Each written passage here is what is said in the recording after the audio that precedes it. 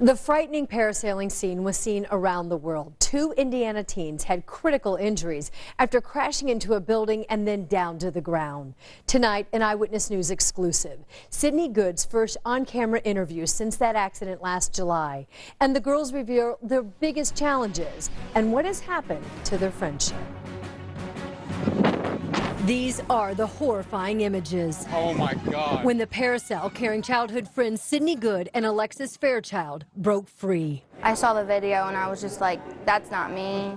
The 17-year-olds were swept away in strong winds over Panama City Beach, Florida. I remember everything up until hitting the building and then landing. On the way down, they hit power lines and crashed in a parking lot. It's still seeing it, I'm just like, are you sure that's me? Both girls were in critical condition in a Florida hospital. Sydney had a broken back, a brain injury affecting her emotions, her memory, her vision. It's only now that she feels confident enough to show herself for the first time on camera. Well, when I first got to rehab here, I couldn't walk. I could talk, but it was still kind of iffy. I was in a wheelchair. I had a lot of emotional problems. I cried constantly about it. I didn't understand why I looked the way I did. I mean, I'm a little bit angry, but when I do get angry, I have to think that I'm walking, I'm talking, I'm alive, because I'm not supposed to be.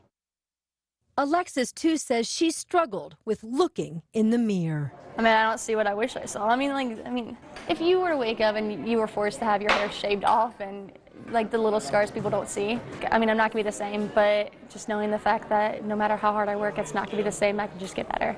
So, especially appearance-wise, I don't look the same as I did, and I have to be okay with that. The accident happened in the summer before their senior year of high school. I was just actually starting to get my life figured out. I wanted to go to college here, I want to own my own hair salon, finishing beauty school, and all that got ripped away from me. So, I mean, I'm on the road to be doing that, but just not how I thought I was going to have to do it. And there are setbacks. Part of Alexis' skull was removed 3 times because of swelling and infection. I mean, I'm getting closer every day. I mean, I have a brain injury, so I mean, things are a little off sometimes. People walking up to me, they're like, "Hey, how are you?" I'm like, "Do I know you? How are we meeting? What's happening with that?" You know. But for the most part, everything's good. Have you watched the video? No, I'm not there yet. I think one day it'll happen, but it'll be with my counselor and my parents. Shake it side to side. The teens stayed at RHI in Indianapolis for rehabilitation and celebrated on their discharge days by ringing the bell. Both girls were recently honored and named RHI Patients of the Year for their extraordinary recovery. It was a time to celebrate with family. They've been there since day one, and it's just amazing that they've never left my side. Though in many ways it's been a parallel journey, these friends since kindergarten now sit separately, trying to sort out their feelings. Your relationship with Alexis now? All I will say about it is it's just not good. Have you ever talked about it with Sydney since then? We sat down once, but it wasn't like much of a talk. So now with the support of family and counselors, they look ahead. Because I didn't think I was going to be able to graduate. And I'm graduating on June 6th with my class, so that's so important to me.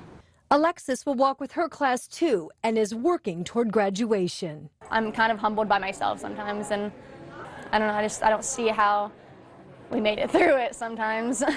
There was obviously a greater power that day. Just never to forget that your life can change in a second and when you're least expecting it.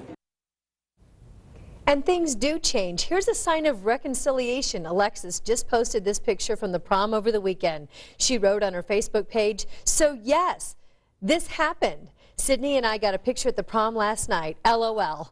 Prom was seriously so much fun. Everyone looks so pretty."